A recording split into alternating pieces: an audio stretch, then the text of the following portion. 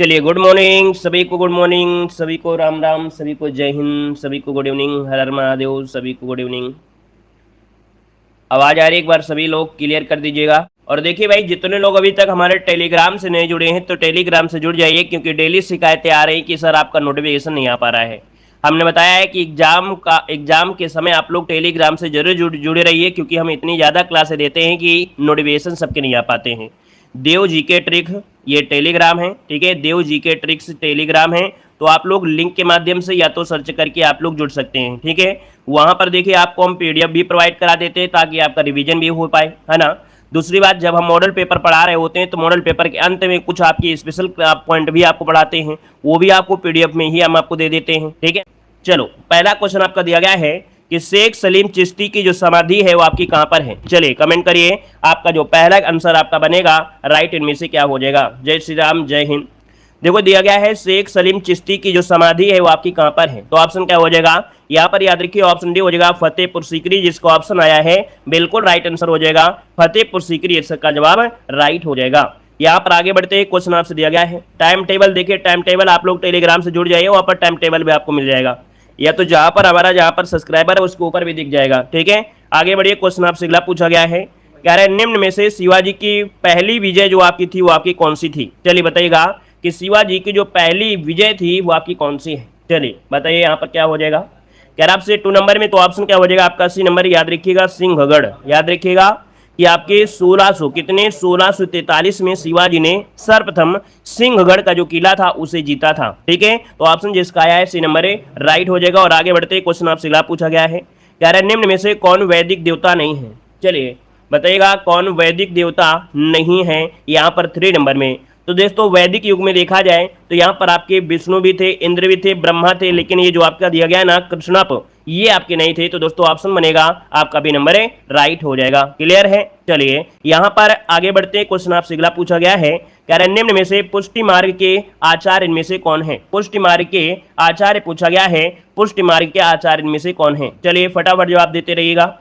और देखो भैया, वीडियो में लाइक की संख्या तो इतनी कम है जैसे कि आप लोग क्लास में जुड़े नहीं है, है ना। आप लोग तो ऐसा लग रहा है क्लास में कुछ सीखते नहीं है, कुछ पढ़ते नहीं है।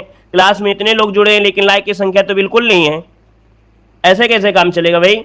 इतनी क्लासें दे रहे हैं, इतनी मेहनत की जा रही है आप सब लोगों के लिए, है ना। तो इतना तो आप सोचिए कि नहीं, क्लास में जुड़े हैं तो कम से कम वीडियो में लाइक की संख्या तो बराबर रही है। जितने लोग लाइक करते हैं या जुड़े रहते हैं, लाइव रहते हैं, उतनों तो लोग कम से कम लाइक शेयर करते रहिए। चलिए एक बार जितने लोग यहाँ पर है लाइक तुरंत कर दीजिए भाई। ऐसे कैसे आनंद आएगा कि भाई आप लोगों के लिए इतना मेहनत करें और आप लोग लाइक भी ना करें, तो फिर हमें भी डिमोटिवेट हो जाएंगे ना। इतनी क्लासें जो सोच रहे हैं कि इतनी क्लासें हम आपको दें, आपके लिए मेहनत करें, फिर कैसे बन पाएगा। सभी लोग लाइक कर दीजिएगा, नए हैं तो नए और पुराने हैं तो पुराने, और यहाँ पर कह सकते हैं ऑफलाइन देख रहे हैं तो ऑफलाइन, ठीक है। लाइक शेयर बराबर करते रहिए। चलिए वेरी गुड, बहुत अच्छे। देखो दिया है निम्न में से पुष्टि मार्ग के आचार्य इनमें से कौन है, तो आपका 4 का ऑप्शन क्या हो जाएगा, ये है ऑप्शन डी वल्लभाचार्य। क्या पुष्टि मार्ग के जो आपके आचार्य है वो कौन है, वल्लभाचार्य, जिसका ऑप्शन डी नंबर राइट हो जाएगा। नेक्स्ट क्वेश्चन का आते हैं, क्वेश्चन दिया गया है, कह रहा है दिल्ली के सुल्तानों के शासन काल में निम्न में से कौन सी एक प्रशासनिक भाषा थी। मतलब आपसे कह रहा है दिल्ली के समय, है ना, दिल्ली के सुल्तानों के शासन के समय जो प्रशासनिक भाषा थी वो फारसी थी। क्या थी, फारसी, जो कि ऑप्शन है यहाँ पर आपका जो राइट हो जाएगा सी नंबर राइट हो जाएगा। आगे बढ़िए, क्वेश्चन आपसे अगला पूछा गया है, कह रहा है विभागीय प्रणाली का जो आरंभ किया था किसके द्वारा किया गया था। विभागीय प्रणाली का जो आरंभ किया गया था वो किसके द्वारा किया गया था। 6 को ऑप्शन दीजिएगा। दोस्तों विभागीय प्रणाली का आरंभ हुआ था लॉर्ड कैनिंग के समय। किसके समय, कैनिंग के समय हुआ था। यहाँ पर जो आंसर है वो आपका ये नंबर राइट हो जाएगा। और अगला क्वेश्चन आपका जबरदस्त क्वेश्चन है, संभावित है आपको मिल सकता है। कह रहा है भारत छोड़ो आंदोलन के दौरान बलिया में समानांतर सरकार की जो स्थापना किया था वो किसने किया था। चलिए भारत छोड़ो आंदोलन कब हुआ था ये भी आपको याद होना चाहिए, अगस्त 1942। कब, अगस्त 1942। और दोस्तों याद रखिएगा चित्तू पांडे का आपने नाम सुना होगा, इन्होंने नेतृत्व जो किया था वो बलिया में किया था, समानांतर सरकार की स्थापना की थी। मतलब ऑप्शन जिसका आपका है यहाँ पर भी नंबर राइट हो जाएगा। क्लियर है। आगे बढ़िए, क्वेश्चन आपसे अगला पूछा गया है, कह रहा है भारत छोड़ो आंदोलन के दौरान इंग्लैंड के प्रधानमंत्री, very very very IMP question आपका है। चलिए कमेंट करिएगा कि भारत छोड़ो आंदोलन के दौरान इंग्लैंड के प्रधानमंत्री कौन थे। देखिए ऑप्शन इसका क्या हो जाएगा, सी नंबर, यहाँ पर चर्चिल। कौन हो जाएंगे, यहाँ पर चर्चिल, जिसका ऑप्शन आ रहा है बिल्कुल राइट हो जाएगा। और बेहतर तैयारी आपकी है। देखिए काफी मॉडल पेपर हमने सॉल्व करा दिया है, उसका रिजल्ट है, उसका रिजल्ट देखने को मिल रहा है कि आप लोगों के 50% से ज्यादा आप लोगों के जवाब बिल्कुल सही आते हैं। ठीक है, चलिए आगे बढ़िए। क्वेश्चन आपसे दिया गया है, कह रहा है सुभाष चंद्र बोस ने अंडमान द्वीप का नाम क्या रखा था। चलिए, सुभाष चंद्र बोस ने अंडमान द्वीप का नाम क्या रखा था। देखिए यहां पर आंसर क्या हो जाएगा। तो दोस्तों यहां पर हुआ ऐसा था क्या कि सुभाष चंद्र बोस ने अंडमान द्वीप को शहीद द्वीप और निकोबार द्वीप को स्वराज द्वीप का नाम दिया था। मतलब ऑप्शन जो आपका दिया गया है यहां पर आपका क्या हो जाएगा, ए नंबर इसका राइट हो जाएगा। याद रखिएगा कि अंडमान का नाम क्या था, शहीद द्वीप। ठीक है, और निकोबार का क्या था, निकोबार का, तो निकोबार का दोस्तों याद रखिए, निकोबार का क्या था जो अभी हमने आपको बताया, निकोबार का था स्वराज द्वीप। क्या, स्वराज द्वीप। दोनों चीज याद रहेगा। आगे बढ़िए, क्वेश्चन दिया गया है, कह रहा है आजाद हिंद फौज के सैनिकों पर लाल किले में मुकदमा कब चलाया गया था। चलिए बताइएगा, ऐसे क्वेश्चन हमने सॉल्व भी कराया है। देख सकते हैं आजाद हिंद फौज पर जो सैनिक गिरफ्तार किए गए थे और अधिकारियों पर अंग्रेज सरकार ने दिल्ली के लाल किले में मुकदमा चलाया था। ये चलाया था नवंबर 1945। इसका जो ऑप्शन है यहाँ पर बी नंबर है, राइट हो जाएगा। नवंबर 1945 इसका जवाब आपका राइट हो जाएगा। नेक्स्ट क्वेश्चन के आते हैं। क्वेश्चन दिया गया है, कह रहा है थारू जनजाति कहाँ में निवास करती है। देखिए थारू जनजाति कहाँ निवास करती है, थारू जनजाति। चलिए देखिए भारत में देखा जाए या आप उत्तर प्रदेश भी कह सकते हैं दोस्तों, आपकी जो तराई क्षेत्र है ना, याद रखिए भारत में जो तराई क्षेत्र है, तराई क्षेत्र में निवास करती है जो आपकी थारू जनजाति है। ऑप्शन बनेगा आपका ए नंबर, सॉरी कहाँ है तराई, कहाँ पर है तराई भैया, है आपका यहाँ पर ऑप्शन सी है, तराई क्षेत्र। ऑप्शन सी हो जाएगा। याद रखिए थारू जनजाति ये आपके तराई क्षेत्र में आपका हो जाएगा। ठीक है, आगे बताइए। क्वेश्चन दिया गया है, कह रहा है भारत का सबसे महत्वपूर्ण खनिज युक्त शैल तंत्र इनमें से कौन है। ऐसा क्वेश्चन पिछली क्लास में भी आपको मिला था, याद अगर आ गया हो तो, है ना। मतलब भारत में जो खनिज से युक्त आपका है ये धारवाड़ की जो चट्टाने हैं, धारवाड़ का जो आपका तंत्र है, यहाँ पर ऑप्शन है आपका बी नंबर है वो राइट हो जाएगा। क्लियर है भाई, सभी का क्लियर है पॉइंट। चलिए आगे बढ़िए। क्वेश्चन आपसे अगला पूछा गया है, चलिए अगला क्वेश्चन यहाँ पर आपसे दिया गया है, कह रहा है निम्न में से कौन सा सर्वोत्तम प्रकार का लौह अयस्क है। दोस्तों ये बताइएगा लोहे में जो सबसे सर्वोत्तम प्रकार का अयस्क होता है वो कौन होता है। चलिए यहाँ पर जवाब देना है, हेमेटाइट, साइड्रेराइट, मैग्नेटाइट या लिमोनाइट। याद रखिए लोहे में जो होता है वो मैग्नेटाइट होता है, इनमें से याद रखिएगा। ठीक है ना, ऑप्शन बनेगा आपका सी नंबर है राइट हो जाएगा, क्योंकि यहाँ पर अयस्क पूछा है, लोहा नहीं पूछा है कि हम पिटवा लोहा बोल देंगे। ठीक है ना, आगे बढ़िए। क्वेश्चन आपसे अगला पूछा गया है, कह रहा है निम्न में से कौन सी एक रेशेदार फसल है। बताइए भाई रेशेदार फसल, अब इसको तो आप लोग बता ही सकते हैं, इतना तो आप लोग सेंस लगाएंगे ही लगाएंगे। चाय, गन्ना, जूट, रबड़, तो रेशा किस में होता है, रेशा होगा जूट में होगा, है ना। तो यहाँ पर आंसर क्या बनेगा आपका सी नंबर है राइट हो जाएगा। सब बस वेरी गुड। अगला बताइए। क्वेश्चन दिया गया है, कह रहे खरीफ फसल का जो समय होता है वो कितना होता है। खरीफ की फसल का जो समय होता है कितना होता है भाई, है ना, यहाँ पर जवाब देना है। चलिए भाई खरीफ का फसल जो होता है ये समय कौन सा हो जाएगा, 15 नंबर में। तो खासे खरीफ और खासे खराब, और खराब होती है बारिश, और बारिश की अगर बात करते हैं तो यहाँ पर देखें, यहाँ पर जो आपका है अक्टूबर तो होगा नहीं, यहाँ पर जून से सितंबर आप लगा दीजिएगा। ठीक है ना, याद रखिए इसका जो ऑप्शन है आपका वो ए नंबर राइट हो जाएगा। भैया बी नंबर कैसे लगाएंगे भैया, बी नंबर कहाँ से आप मान करेंगे, अक्टूबर और मार्च होगा क्या भाई, अक्टूबर से लेके मार्च, इतनी बड़ी फसल हो गई क्या, इतनी बड़ी फसल तो नहीं होगा। यहाँ पर जून से सितंबर आप कर सकते हैं। ठीक है, यहाँ पर आगे बढ़िए। क्वेश्चन आपसे अगला पूछा गया है, कह रहा है कि तीव्र व सशक्त ग्रामीण विकास के लिए पूरा योजना निम्न से किसके द्वारा प्रस्तुत की गई थी। एक दोस्तों योजना थी आपकी पूरा मॉडल, है ना, पूरा आपकी योजना है, और ये दोस्तों आपकी क्या है आजीविका के क्षेत्र में, मतलब जो ग्रामीण क्षेत्र में आजीविका के अवसर हैं, शहरी सुविधा के विकास के लिए 2003 में, कब 2003 में ये जो आपके डॉक्टर अब्दुल कलाम जी हैं इन्होंने पूरा योजना शुरू किया था। तो ऑप्शन बनेगा आपका बी नंबर है राइट हो जाएगा, बी नंबर, जो कि सभी का जवाब यहाँ पर राइट हो जाएगा। ठीक है, चलिए जितने लोग यहाँ पर पहली बार जुड़ रहे हैं एक बार जय हिंद जरूर लिख दीजिएगा। ठीक है ना, और यहाँ पर जितने लोग आए हैं, ठीक है, नए लोग आ रहे हैं, लाइव जुड़ रहे हैं या ऑफलाइन जुड़ रहे हैं, तो जय हिंद जरूर लिखा करें, ताकि हमें पता चल पाए कि हमारे इस परिवार से कितने नए लोग आपके जुड़ रहे हैं। ठीक है, चलिए जय हिंद, सभी को जय हिंद, वेलकम है। देखो दिया है भारतीय गन्ना अनुसंधान अवस्थित है, भारतीय गन्ना अनुसंधान पूछा गया है, ये कहां पर है। तो देखिए गन्ना अनुसंधान दिया है तो आपका आंसर क्या हो जाएगा, चलिए यहां पर देखो आपका आंसर क्या बनेगा, सी, यहां पर आपका लखनऊ में है। कहां पर है, लखनऊ में आपका हो जाएगा भारतीय गन्ना अनुसंधान पूछा है, भारतीय गन्ना अनुसंधान। ठीक है, और यहां पर याद रखिए स्थापना कब हुई थी, तो आपकी 1952 में हुई थी, लखनऊ हो जाएगा। चलिए जय हिंद, सभी को जय हिंद। आगे बढ़िए। क्वेश्चन आपसे अगला पूछा गया है, कह रहा है भारतीय राष्ट्रीय खाद्य सुरक्षा अधिनियम 2013 कब से देश में प्रभावित हुआ। क्या कह रहा है, भारतीय राष्ट्रीय खाद्य सुरक्षा अधिनियम 2013 कब से देश में प्रभावी हुआ था। चलिए सभी को जय हिंद, सभी को वेलकम है। तो दोस्तों यहाँ पर जवाब दीजिए थोड़ा फास्ट तरीके से। 18 नंबर का जो ऑप्शन है वो ये हो जाएगा 2013 में। कब हुआ था? 2013 में देश भर में 5 जुलाई 2013 को ये प्रभावी हुआ था। अगला क्वेश्चन बताइएगा। क्वेश्चन दिया गया है, देखिए ये सब इकोनॉमिक्स के क्वेश्चन आपके हैं जो आपको थोड़ा कठिन लग रहे हैं। अभी कठिन देखो नहीं लग रहे थे, लेकिन इकोनॉमिक्स के जो क्वेश्चन है वो थोड़ा कठिन लग रहे हैं। इकोनॉमिक्स की अलग से क्लास आपको मिल जाएगी तो ये क्वेश्चन आपको सरल लगने लगेंगे। ठीक है, अलग से इकोनॉमिक्स की क्लास मिलेगी तो उसमें ज्यादा क्वेश्चन पढ़ेंगे तो आपको आराम मिलेगी। देखो दिया है, भारत में थोक मूल्य सूचकांक का जो आकलन किया जाता है वो किस आधार पर करते हैं? दोस्तों याद रखिएगा कि भारत में जो थोक और मूल्य सूचकांक जो आकलन होता है ये होता है मासिक स्तर पर। क्या? मासिक स्तर पर किया जाता है दोस्तों, याद रखिएगा। ठीक है, और आगे बढ़िए, क्वेश्चन आपसे अगला पूछा गया है, कह रहा है निम्न में से कौन मुद्रास्फीति से सर्वाधिक लाभ पाता है? मुद्रास्फीति से लाभ जो मिलता है सबसे ज्यादा किसे लाभ मिलता है? चलिए यहाँ पर आंसर बताना है, आपका आंसर इनमें से क्या हो जाएगा। तो दोस्तों यहाँ पर आंसर हो जाएगा आपका बी नंबर, ऋणी। क्या? ऋणी जो होता है इसको सबसे ज्यादा फायदा होता है।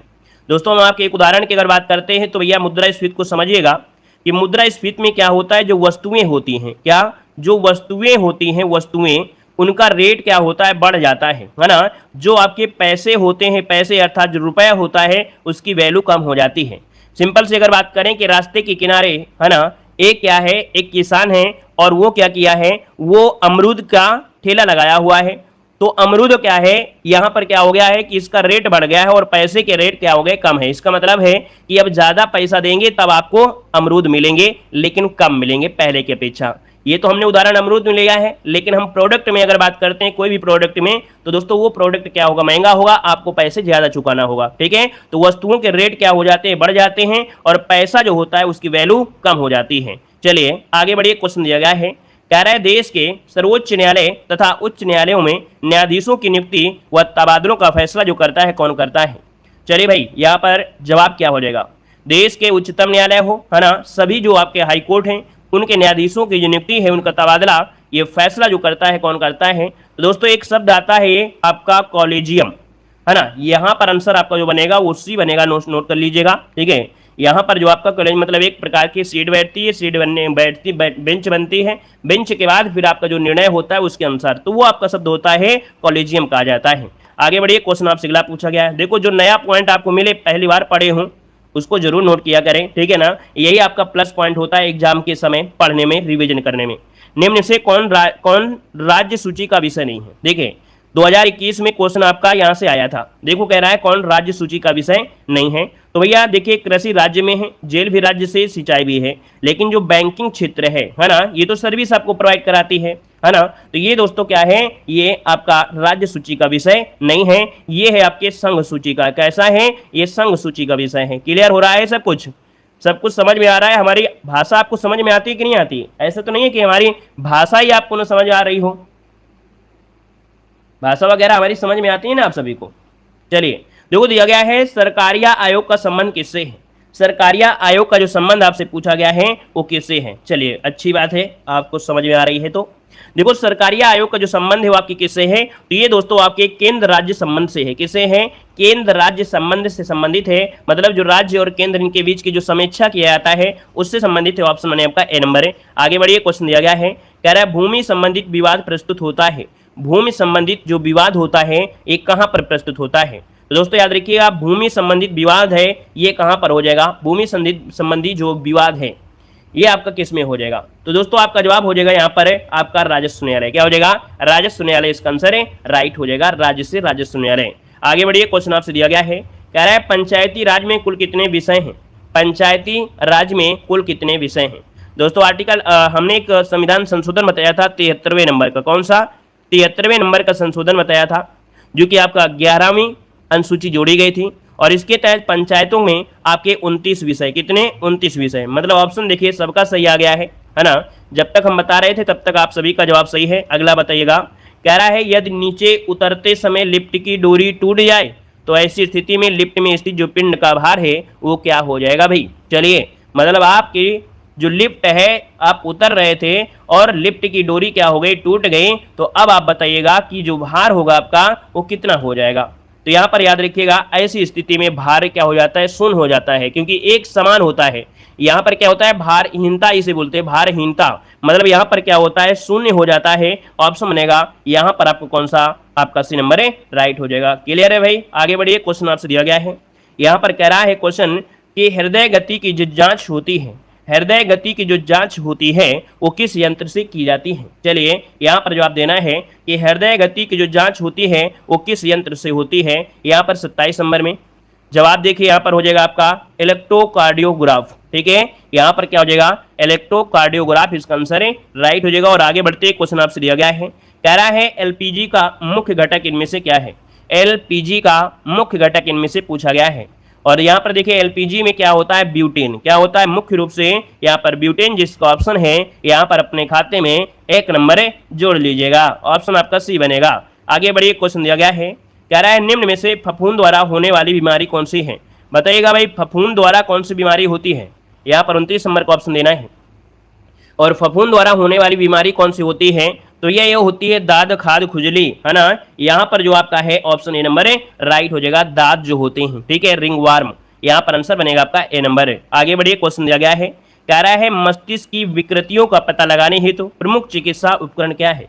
देखिए मस्तिष्क में अगर कोई प्रकार का विकार आ जाता है तो दोस्तों यहाँ पर क्या होता है, ये प्रयोग होता है, ऑप्शन डी नंबर है, इलेक्ट्रोएन्सेफेलोग्राफर। क्या बोलते हैं, इलेक्ट्रोएन्सेफेलोग्राफ इसे बोलते हैं। यहाँ पर आंसर जो आपका है वो आपका डी नंबर है राइट हो जाएगा। आगे बढ़िए, क्वेश्चन आपसे अगला पूछा गया है, कह रहा है निम्न में से कौन सा असुर का पर्यायवाची शब्द आपका नहीं है। चलिए हिंदी का क्वेश्चन आ गया है। और असुर का पर्यायवाची देखिए यहाँ पर निश्चर होता है, धनुष होता है, राक्षस होता है। लेकिन दोस्तों ये दिया गया महाकाय, है ना, तो दोस्तों याद रखिए महाकाय ये नहीं होता है। ऑप्शन आपका डी नंबर है हो जाएगा राइट। नेक्स्ट क्वेश्चन बताइएगा, कह रहा है निम्न में से कौन सा विकल्प शब्द और उनके विलोम शब्द का जोड़ा सही नहीं है। चलिए कौन सा विकल्प शब्द उनके विलोम शब्द का सही जोड़ा नहीं है। 32 नंबर में देखिए यहाँ पर देख सकते हैं, कह रहा है आपसे राग का विराग दिया गया है। ठीक है, यहाँ पर व्यष्टि का समष्टि दिया गया है, सही दिया गया है। यहाँ पर दिया गया है अधम का उत्तम दिया गया है, ये भी सही है।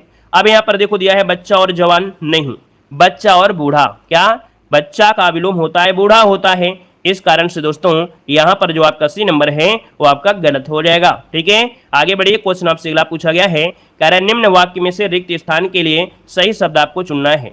यहाँ पर गिलास तोड़ा, ये बताइए गिलास किसने तोड़ा या गिलास तुमने तोड़ा, क्या बताएंगे। क्योंकि यहाँ पर क्वेश्चन मार्क भी लगा है, यहाँ पर क्या है क्वेश्चन मार्क लगा है, तो क्वेश्चन मार्क लगा है तो भैया क्वेश्चन मार्क के अनुसार आप बताइए यहाँ पर क्या हो जाएगा। तो आप कहेंगे सर जी गिलास किसने तोड़ा, है ना।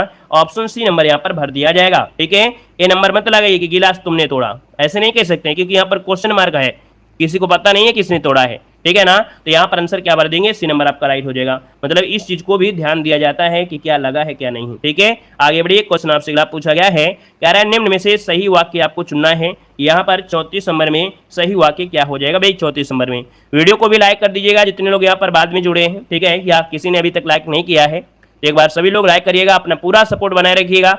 आपका सपोर्ट ही हमें आगे बढ़ाने का प्रयत्न करता है। रात दिन मेहनत करते हैं, लेकिन आप लोगों का सपोर्ट से वो मेहनत भी क्या होती है, हमें थोड़ा लगती है। ठीक है, देखिए आपसे कह रहा है 34 नंबर में कह रहा है कि वह क्या जाने कि मैं कैसे जी रहा हूँ। क्या, वह क्या जाने कि मैं कैसे जी रहा हूँ। ठीक है, फिर कह रहा है वह कैसे जाने कि मैं क्या जी रहा हूँ। नहीं, देखिए पहला ऑप्शन बिल्कुल हो जाएगा, वह क्या जाने कि मैं कैसे जी रहा हूँ, यही आंसर आपका राइट हो जाएगा, ए नंबर। ठीक है, आगे बढ़िए, क्वेश्चन आपसे अगला पूछा गया है, कह रहा है आपसे अवधी बोली का अन्य नाम बताइएगा। अवधी बोली का अन्य नाम क्या हो सकता है।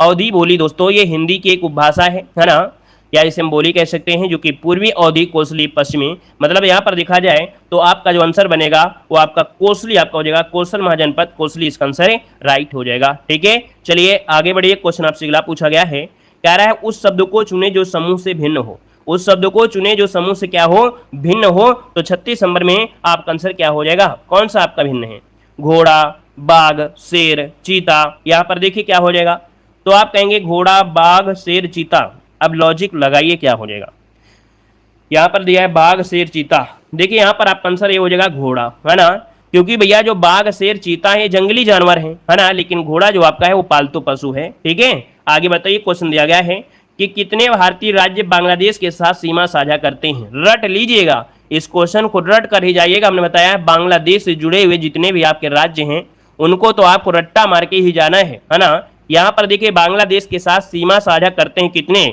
आपके 5 राज्य। इतना जरूर याद रख लीजिए कि 5 राज्य। अब 5 राज्य हैं तो कहीं ना कहीं आप दिमाग लगाएंगे ही लगाएंगे, क्यों भाई, दिमाग लगाएंगे ही लगाएंगे कि 5 वो कौन से आपके हो सकते हैं। तो सबसे पहले तो भैया आपका जो आपका असम होता है, क्या होता है, असम हो जाएगा, है ना। असम के नीचे आपका मेघालय हो जाता है, मेघालय हो जाएगा। यहाँ पर दोस्तों मिजोरम हो जाएगा, क्या हो जाएगा, मिजोरम। एक तो आपका त्रिपुरा लगा है और यहाँ पर आपका पश्चिम बंगाल लगा है। तो इसका मतलब ये हो गया कि ऑप्शन क्या हो जाएगा, ए नंबर राइट हो जाएगा। नोट कर लीजिएगा, इस चीज को अपनी कॉपी में नोट करिए। असम, मेघालय, मिजोरम, त्रिपुरा, पश्चिम बंगाल ये आपके हैं। आगे बताइएगा, दिया गया है निम्न में से बामाको किस देश की राजधानी है। बामाको किस देश की राजधानी है, बामाको। ये दोस्तों आपके है आंसर ए नंबर माली की है। कहाँ की है, माली, जो कि ऑप्शन बनेगा यहाँ पर आपका ए नंबर राइट हो जाएगा दोस्तों।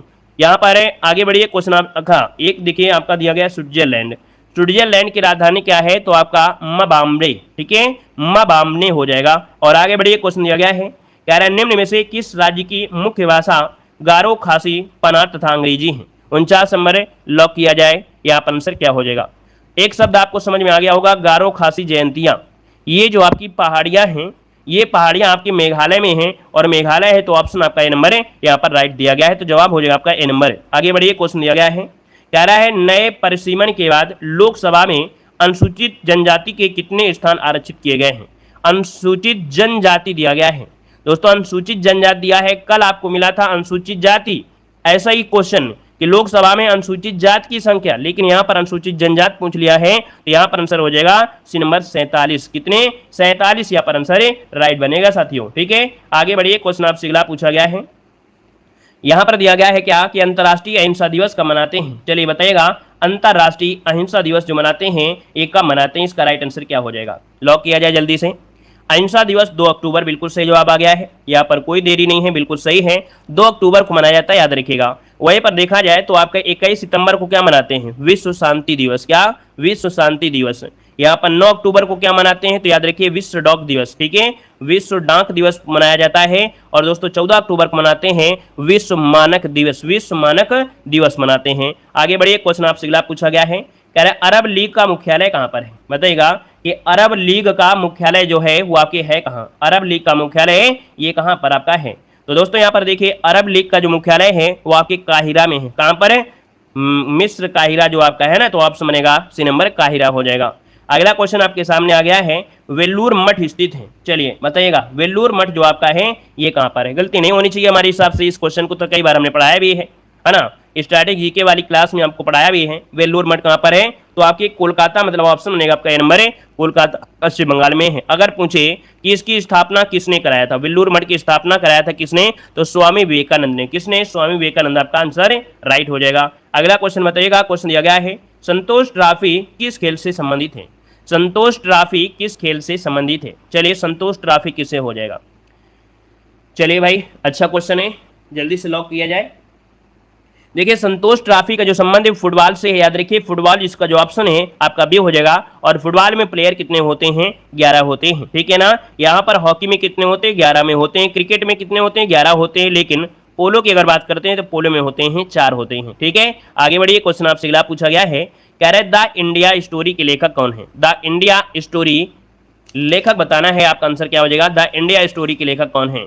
नोट करिएगा, ऑप्शन डी, याद रखिएगा बिमल जौलौन। क्या हो जाएगा, बिमल जौलौन, जो कि ऑप्शन है यहाँ पर कौन सा आपका डी नंबर है राइट हो जाएगा, बिमल जौलौन हो जाएगा, ठीक है। आगे बढ़िए, क्वेश्चन आपसे अगला पूछा गया है, कह रहा है ओजोन परत को सर्वाधिक नुकसान पहुंचाने वाला प्रदूषक इनमें से कौन सा है। लाजवाब क्वेश्चन है, धमाकेदार क्वेश्चन है, जवाब दीजिए आपका आंसर क्या हो सकता है। यहाँ पर दिया है कि ओजोन परत को सर्वाधिक नुकसान जो होता है वो किससे होता है भाई। तो आप कहेंगे सर इसका जो आंसर बनेगा वो आपका हो जाएगा क्लोरोफ्लोरोकार्बन। क्या, क्लोरोफ्लोरोकार्बन से होता है दोस्तों, याद रखिएगा, ठीक है ना, क्लियर है।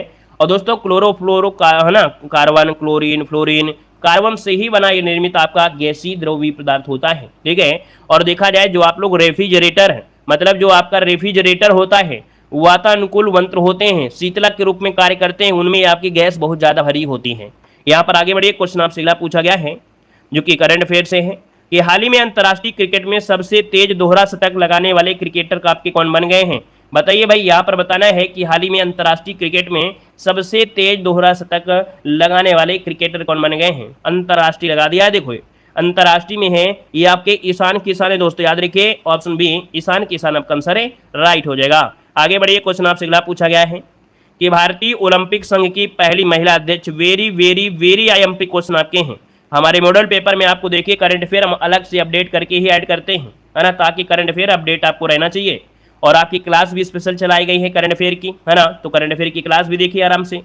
भारतीय ओलंपिक संघ की पहली महिला अध्यक्ष जो आपकी हैं दोस्तों, ये आपकी कौन है? तो आपके दोस्तों याद रखिएगा पीटी उषा, उड़न परी के नाम से जाना जाता है पीटी उषा, ऑप्शन आपका सी नंबर है, राइट हो जाएगा। और आगे बढ़िए, क्वेश्चन आपसे अगला पूछा गया है कि गुजरात में ऐतिहासिक जीत के बाद किसे मुख्यमंत्री पद पर नियुक्त किया गया था?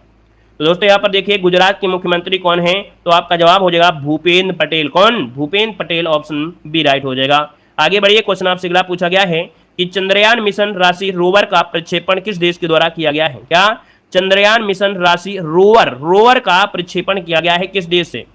चलिए, रोवर जो आपका है दोस्तों आपका आंसर बी हो जाएगा संयुक्त अरब अमीरात। क्या? संयुक्त अरब अमीरात, इसका आंसर बी नंबर होगा। और आगे बढ़िए, क्वेश्चन दिया गया है कि कतर में 18 दिसंबर 2022 को हुए फीफा विश्व कप के फाइनल में ट्रॉफी का अनावरण करने वाली पहली ग्लोबल एक्टर इनमें से कौन है? तो दोस्तों यहाँ पर देखिए पहली आपकी ग्लोबल है आपकी दीपिका पादुकोण, है ना, यहाँ पर ऑप्शन डी हो जाएगा आपका दीपिका पादुकोण, ओम शांति ओम, है ना, ऑप्शन बनेगा यहाँ पर डी नंबर राइट हो जाएगा। ओम शांति ओम में ही दीपिका पादुकोण पहली बार मूवी में एंट्री किया था, ऑप्शन डी इसका राइट हो जाएगा। आगे बढ़िए, क्वेश्चन दिया गया है, कह रहा है भारत के बाहर, क्या दिया है कि भारत के बाहर गांधीवादी मूल्यों को बढ़ावा देने के लिए किसे वर्ष 2022 का जमनालाल बजाज पुरस्कार प्रदान किया गया है? दोस्तों यहाँ पर जमनालाल बजाज पुरस्कार दिया जाता है।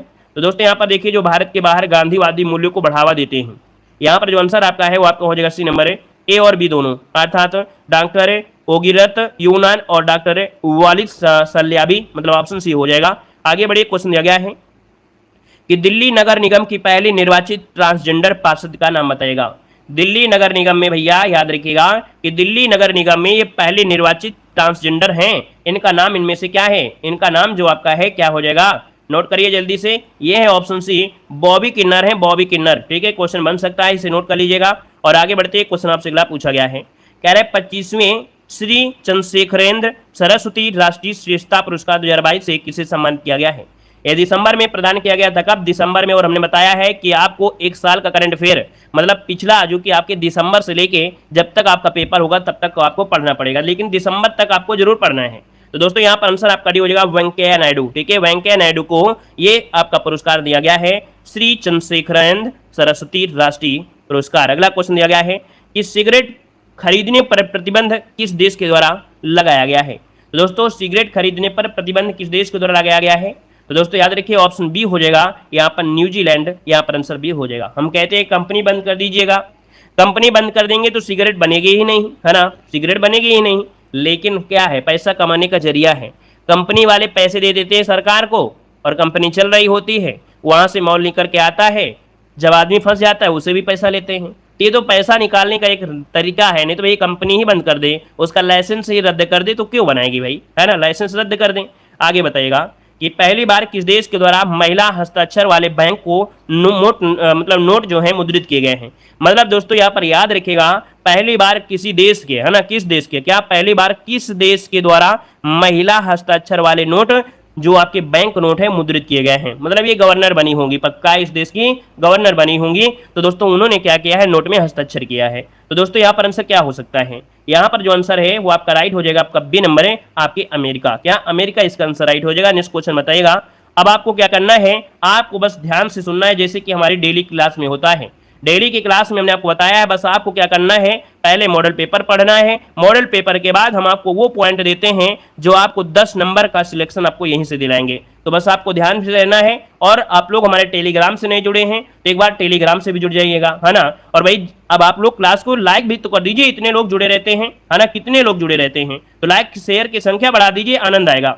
देखो दिया है प्रमुख देश और यहाँ पर राष्ट्रीय खेल, याद रखिए जापान का जो राष्ट्रीय खेल है वो क्या है, जापान का राष्ट्रीय खेल क्या है, तो आप कहेंगे जूडो। क्या है, यहाँ पर जूडो है। अगर आप पूछे कि इंग्लैंड का जो राष्ट्रीय खेल है वो क्या है, तो इंग्लैंड का क्या है, तो इंग्लैंड का हो जाएगा क्रिकेट। क्या हो जाएगा, क्रिकेट हो जाएगा। अगर पूछे स्पेन का क्या है, तो स्पेन में क्या होता है, बुल फाइटिंग होती है। क्या होती है, सांड युद्ध होता है दोस्तों, याद रखिए, बुल फाइटिंग होता है, सांड युद्ध होता है। और अगला दिया है कि श्रीलंका, और श्रीलंका का क्या है, तो श्रीलंका का है दोस्तों, याद रखिएगा वॉलीबॉल। क्या है, वॉलीबॉल हो जाएगा। वहीं पर इंडोनेशिया पूछा गया है, तो इंडोनेशिया का क्या हो जाएगा, तो इंडोनेशिया का हो जाएगा बैडमिंटन। क्या हो जाएगा, बैडमिंटन हो जाएगा, इंडोनेशिया का बैडमिंटन हो जाएगा।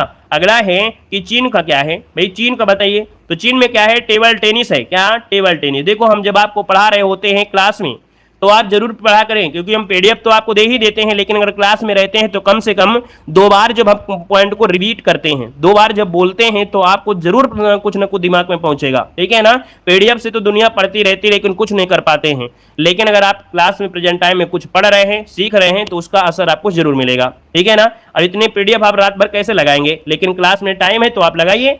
देखो दिया है भूटान पूछा गया, भूटान का तो भैया क्या खेल है, तीरंदाजी है। भूटान का क्या है, तीरंदाजी है। अगला है अमेरिका का क्या है, तो अमेरिका का है बेसबॉल। क्या है, बेसबॉल है। और बेसबॉल की बात करते हैं तो याद रखिए इसमें से आपके 9 प्लेयर आपके होते हैं बेसबॉल। अगला है कनाडा में क्या है, तो दोस्तों कनाडा में 2 प्रकार के खेल होते हैं, एक तो गर्मियों में, एक तो आपके सर्दियों में। तो दोस्तों ये आपका आइस हॉकी है, जो कि आपके सर्दियों के समय की है, आपके कनाडा का हो जाएगा आइस हॉकी हो जाएगा। आनंद आ रहा है, मजा आ रहा है कि नहीं आ रहा है, मजा आ रहा है तो भी वीडियो को लाइक से करते हुए चलेंगे, है ना, नोट करते चलेंगे।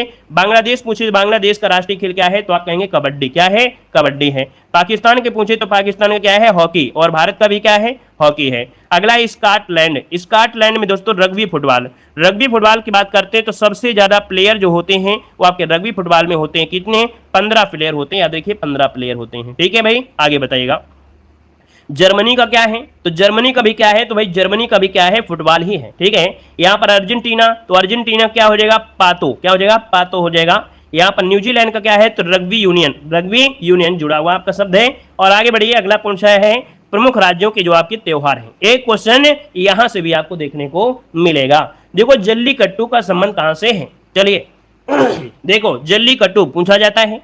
जल्लीकट्टू जो आपका है दोस्तों, ये आपका क्या है, तमिलनाडु से है। कहां से है, तमिलनाडु से है। और हमने आपको बताया था कि तमिलनाडु सरकार के लिए यहाँ पर केंद्र सरकार ने भी क्या किया था, यहाँ पर पाबंदी लगाई थी, क्योंकि इसमें क्या होता है कि लोग क्या होते हैं, सांडों से युद्ध करते हैं, है ना। जो बैल होते हैं, बैल के सींग में पैसे की एक पोटली बांध दी जाती है, और जो व्यक्ति उस पोटली को छुटाएगा वही उसमें जीतेगा, ये होता था। तो उसमें आदमियों की क्या हो जाती थी, कहीं ना कहीं गंभीर चोट आ जाती थी। इसलिए इस युद्ध पर क्या किया गया, इस खेल पर प्रतिबंध लगाया गया। लेकिन तमिलनाडु सरकार कहती है ये हमारे यहाँ का राजकीय खेल है और इसे हम अपनी मान्यता देंगे, इसलिए इसको मान्यता दे दी गई है। तो दोस्तों याद रखिए जल्लीकट्टू ये आपका तमिलनाडु से है। वहीं पर दिया गया है कि आपका फ्लेमिंगो महोत्सव आपके आंध्र प्रदेश से है। धानु यात्रा महोत्सव आपके उड़ीसा से है। नुआखाई महोत्सव, देखो यहाँ पर क्या है कि अगर 25 पॉइंट पढ़ाएंगे तो उसमें 5 बिल्कुल नए तो मिलेंगे ही मिलेंगे। लेकिन दोस्तों नुआखाई महोत्सव पूछा भी गया है। नुआखाई महोत्सव ये आपके उड़ीसा से, कहां से है, आपके उड़ीसा से है। अगला दिया है अंतः प्रणय महोत्सव, ये आपके तेलंगाना से है। आपका दिया है बोनालू उत्सव, आपके तेलंगाना से है। बुधकम्मा उत्सव आपके तेलंगाना से है। अगला दिया है लाई बरोहा, है ना, इसको नोट कर लीजिएगा, जो हम आपको बता दें उसको जरूर नोट करिएगा। लाई हरोबा जो आपका है त्रिपुरा से, कहां से है, त्रिपुरा से है। लोसार उत्सव दोस्तों, लोसार दिया है, लोसांग नहीं है, लोसार है। लोसार आपके कहां से है, आपके हिमाचल प्रदेश से है। यहाँ पर फुगली हो जाता है, फगली महोत्सव दिया है, फगली महोत्सव ये दोस्तों आपके हिमाचल प्रदेश में है। देव सूर्य आपके बिहार में है। याद रखिए जो छठ पूजा होती है, सूर्य की पूजा होती है, आपके बिहार में हो जाएगा। अगला दिया गया है चाप चार, क्या दिया है, चाप चार कूट महोत्सव, ये मिजोरम में है। अगला है फुलदेई त्योहार उत्तराखंड में। मिर्च महोत्सव ये मध्य प्रदेश में, मिर्च महोत्सव मध्य प्रदेश में। अगला है आदि महोत्सव, देखिए आदि महोत्सव ये आपके लेह जो कि लद्दाख में। लोसार दोस्तों, लोसार ये कहां पर है, आपके लद्दाख में है। हार्नबिल फेस्टिवल ये आपके नागालैंड में है। ठीक है, हार्नबिल फेस्टिवल ये आपके नागालैंड में है। मांडू महोत्सव मनाया जाता है आपके मध्य प्रदेश में। और चेरी ब्लॉसम फेस्टिवल ये आपके मेघालय में है। ठीक है, तो दोस्तों यहाँ पर देखिए जो आपके महत्वपूर्ण त्योहार थे वो भी कंप्लीट हुए, है ना भाई। जो एग्जाम में आते हैं उनको तो हमने पढ़ाया भी है, कुछ और भी तो पढ़ाएंगे कि नहीं पढ़ाएंगे। ठीक है, आगे बताइए। अगला पॉइंट दिया है एलिफेंटा की गुफाएं क्या है। देखो सिलेक्टेड क्वेश्चन आपके आ गए हैं, यहां से भी क्वेश्चन आपको मिलेगा। कह रहा है एलिफेंटा की जो गुफाएं हैं वो कहां पर हैं, तो आप कहेंगे सर महाराष्ट्र में है। कहां पर हैं, आपके महाराष्ट्र में है। अगला है एलोरा की गुफाएं कहां पर हैं, तो भाई एलोरा की गुफाएं कहां पर हैं, तो एलोरा की गुफाएं आपके महाराष्ट्र में, कहां पर है, महाराष्ट्र में है। अजंता की गुफाएं कहां पर हैं, तो आपके महाराष्ट्र में, कहां पर है, महाराष्ट्र में है। अगला है छत्रपति शिवाजी टर्मिनल, ये कहां पर है, तो ये भी कहां पर है, महाराष्ट्र में है। अगला दिया गया है सांची का स्तूप, देखिए सांची का स्तूप कहां पर है, तो आपके मध्य प्रदेश, कहां पर है, मध्य प्रदेश में। खजुराहो का मंदिर कहां पर है, तो आपके मध्य प्रदेश में है। यहाँ पर भीमबेटका जो कि आपका मध्य प्रदेश सबसे ज्यादा नए तरीके के जो आपके खोजे गए अवशेष हैं वो आपके भीमबेटका में ही पाए गए हैं, जो कि आपके मध्य प्रदेश में है। कोणार्क का जो सूर्य मंदिर है वो आपके कहां पर है, उड़ीसा में है। और ये किस देवता के लिए, भगवान सूर्य देवता के लिए समर्पित है आपका, जो कि कोणार्क का सूर्य मंदिर है, ब्लैक पैगोंडा के नाम से भी जाना जाता है। अगला दिया गया है यहाँ पर मानस वन्यजीव अभ्यारण्य कहां पर है, दोस्तों यहाँ पर देखिए मानस वन्यजीव अभ्यारण्य ये कहां पर है, तो दोस्तों ये आपके है असम में, कहां पर है, असम में हो जाएगा। अगला है काजीरंगा राष्ट्रीय उद्यान असम। अच्छा ये बताइए जो काजीरंगा राष्ट्रीय उद्यान है ये एक महत्वपूर्ण पॉइंट के लिए जाना जाता है, तो दोस्तों ये जाना जाता है आपके दोस्तों क्या हो जाएगा, एक सींग के गहने वाले के लिए, एक सींग के गहने के लिए जाना जाता है। अगला है हुमायूं का मकबरा कहां पर है, दोस्तों हुमायूं का मकबरा कहां पर है, आपके दिल्ली में है, कहां पर है, आपके दिल्ली में है, याद रखिएगा। और ये भी पॉइंट याद रखिए कि जो मुगलों का कब्रिस्तान कहते हैं, क्या मुगलों का कब्रिस्तान कहते हैं, वो हुमायूं के मकबरे को ही कहा जाता है, क्योंकि यहां पर ही आपके देखा जाए मुगलों के सबसे ज्यादा जो मकबरे हैं यहीं पर मिलेंगे। अगला है लाल किला कहां पर है, तो आपका दिल्ली में है। कुतुब मीनार कहां पर है, दिल्ली में है। अब कुतुब मीनार का जो स्टार्टिंग किया था वो आपकी कुतुबुद्दीन ऐबक ने किया था, बनकर जो तैयार हुई थी इल्तुतमिश के समय तैयार हुई थी, है ना। अगला पॉइंट बताइएगा महाबोधि मंदिर कहां पर है, तो दोस्तों महाबोधि मंदिर कहां पर है, तो आप कहेंगे सर बिहार में, कहां पर है, आपके बिहार में है। अगला है मुगल सिटी फतेहपुर सीकरी, तो दोस्तों ये आपके उत्तर प्रदेश में फतेहपुर सीकरी, दोस्तों याद रखिए आपके उत्तर प्रदेश में आगरा के पास आपकी है। अगला है कि ताजमहल दोस्तों कहां है, तो आप कहेंगे सर ताजमहल कहां पर है, आपके उत्तर प्रदेश आगरा में है, कहां पर है, आगरा में है। अगला है आगरा का जो किला है वो कहां पर है, तो आपके आगरा में है। अगला है नंदा देवी राष्ट्रीय उद्यान, नंदा देवी राष्ट्रीय उद्यान ये आपके कहां पर है, उत्तराखंड में है, उत्तराखंड में। अगला है दार्जिलिंग हिमालयन रेलवे, दार्जिलिंग दोस्तों याद रखिए दार्जिलिंग हिमालय रेलवे स्टेशन ये पश्चिम बंगाल में है, इस चीज को याद रखिए। दार्जिलिंग, ये दार्जिलिंग कहां पर है, आपके पश्चिम बंगाल में है। आप लोग हिमाचल प्रदेश में मत पहुंच जाना, याद रखिए दार्जिलिंग कहां पर है, तो आपके पश्चिम बंगाल में है। यहाँ की जीआई टैग भी आपको मिली थी, ठीक है ना।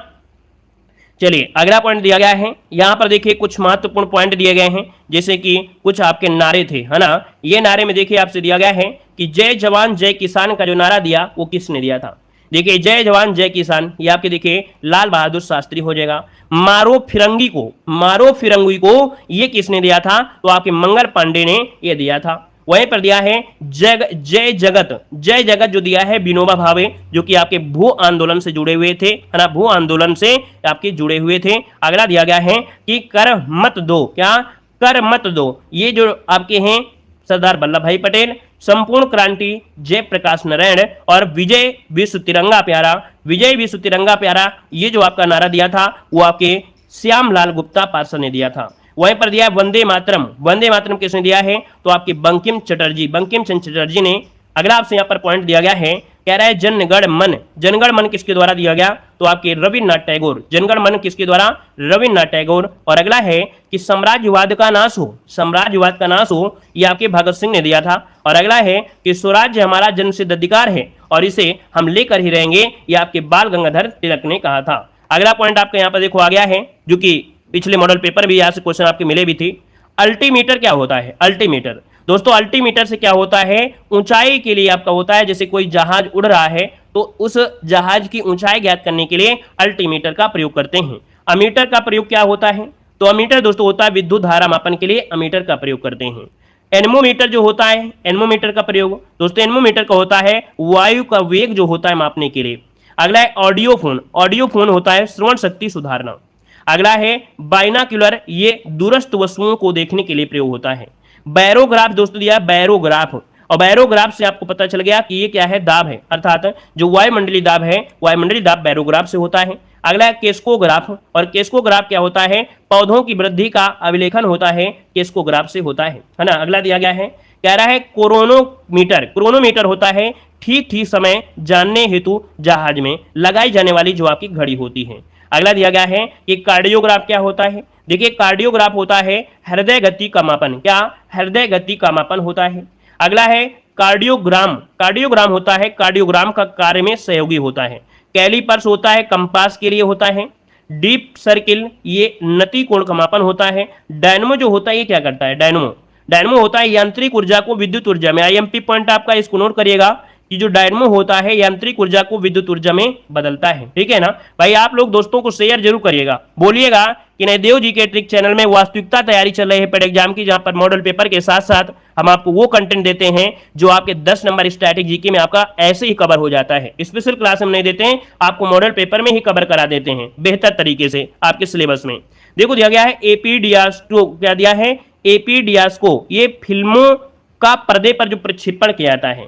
देखो दिया फैदोमीटर, फैदोमीटर होता है समुद्र की गहराई मापने के लिए होता है।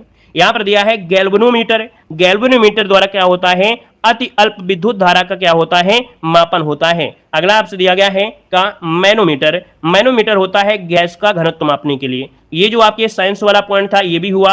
अब आते हैं दोस्तों कुछ महत्वपूर्ण पॉइंट होंगे, जैसे कि कौन सा पुरस्कार कब से शुरुआत की गई थी, है ना, कौन सा पुरस्कार कब शुरू हुआ था। अब यहाँ पर ये पॉइंट आपको पढ़ना है। देखो भाई नोबेल पुरस्कार की जो शुरुआत हुई थी, नोबेल पुरस्कार की जो शुरुआत हुई थी वो कब हुई थी, तो आप कहेंगे सर 1901 में। कब हुई थी, याद रखिएगा 1901 में नोबेल पुरस्कार की क्या हुई थी, शुरुआत हुई थी, याद, ये पॉइंट याद रखिएगा।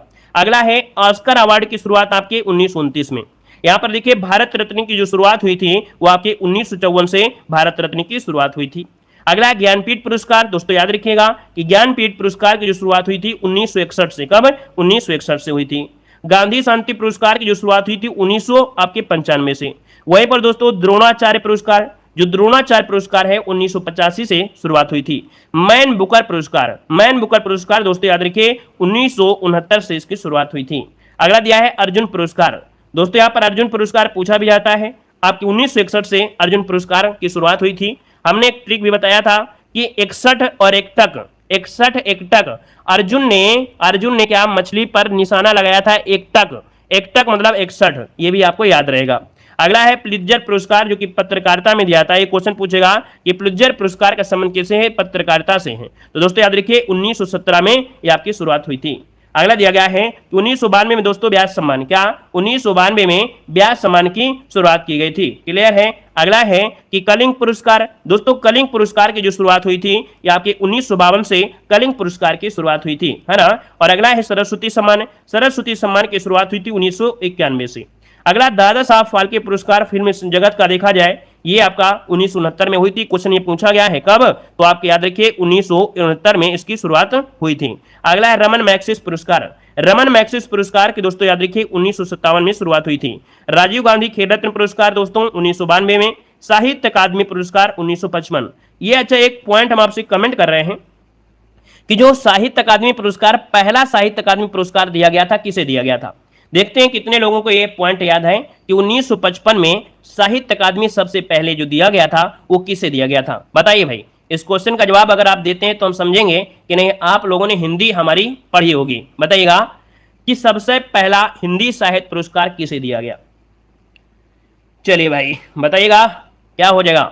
माखनलाल चतुर्वेदी को दिया गया था दोस्तों, याद रखिए माखनलाल चतुर्वेदी को दिया गया था हिम तरंगड़ी के लिए, पूछा गया है हिम तरंगड़ी के लिए दिया गया था। Very good. अगला बताइएगा राष्ट्रीय फिल्म पुरस्कार 1954 और शांति स्वरूप भटनागर 1958। अब दोस्तों यहाँ पर कुछ आपके क्या हैं, रासायनिक सूत्र हैं। रासायनिक सूत्र में क्या है, सबसे पहले क्या होता है, अम्लराज। दोस्तों ये क्वेश्चन आपसे पूछेगा अम्लराज क्या होता है, तो अम्लराज क्या होता है दोस्तों याद रखिएगा, इसमें से HNO3 और HCl का मिश्रण होता है। अब आपसे पूछेगा इसका अनुपात कितना होता है, याद रखिए 1:3 ये अनुपात होता है, मतलब HNO3 का 1 अनुपात और HCl का होता है 3 अनुपात। इन दोनों को ही बोला जाता है अम्लराज कहते हैं, ठीक है ना। और इसमें दोस्तों सोना घुल जाता है, याद रखिए इसे एक्वारोजा कहेंगे और इसमें सोना घुल भी जाता है। अगला दिया गया है शुष्क बर्फ। शुष्क बर्फ क्या होती है बताइए। वीडियो को भाई लाइक शेयर करते रहिएगा जितने लोग यहाँ पर जुड़ रहे हैं। कह रहे हैं शुष्क बर्फ दोस्तों होती है ठोस कार्बन डाइऑक्साइड। क्या होता है, ठोस कार्बन डाइऑक्साइड। हार्न सिल्वर, तो हार्न सिल्वर का होता है AgCl। क्या होता है, AgCl होता है। भारी जल का सूत्र क्या होता है, तो भारी जल का सूत्र होता है D2O। क्या होता है, D2O होता है। अगला है प्रोड्यूसर गैस। प्रोड्यूसर गैस जो बनती है वो आपके कार्बन मोनोऑक्साइड और आपके N2 से होती है। मास्क गैस दोस्तों CH4 है ना, मेथेन गैस कहते हैं इसे, मास्क गैस कहते हैं। और अगला है सिरका। दोस्तों सिरका का सूत्र होता है C3, है ना, COOH होता है। एल्कोहल को होता है C2H5OH होता है। चीनी का सूत्र देखिए, चीनी का सूत्र होता है C12H22O11 होता है। अगला यूरिया का सूत्र होता है तो NH2CONH2 NH2CONH2। और अगला है बेंजीन का सूत्र, तो बेंजीन का होता है C6H6 होता है। अब हम लोग यहाँ पर जो नेक्स्ट पॉइंट आपका है उसे हम लोग क्या करेंगे, आप लोगों की कल जो आपकी क्लास होगी वहां पर पढ़ेंगे। और हमने आपको बता दिया है डेली की क्लास का रूटीन है कि हमारे मॉडल पेपर आप देखते हैं तो लास्ट के 10 से 15 मिनट हम आपको वो चीज पढ़ा देते हैं जो आप लोग पढ़ने में समय नहीं देते हैं, हम आपको पढ़ा देते हैं। हमारा मतलब ये है कि आप लोग पढ़ते हैं ठीक है, लेकिन हमारा भी तो एक फर्ज होता है, एक टीचर का फर्ज होता है कि आपकी तैयारी में पूरा अपना सहयोग दे पूरी तरीके से। आप उस चीज को ना ध्यान दें। चलिए धन्यवाद सभी को, जय हिंद, वंदे मातरम।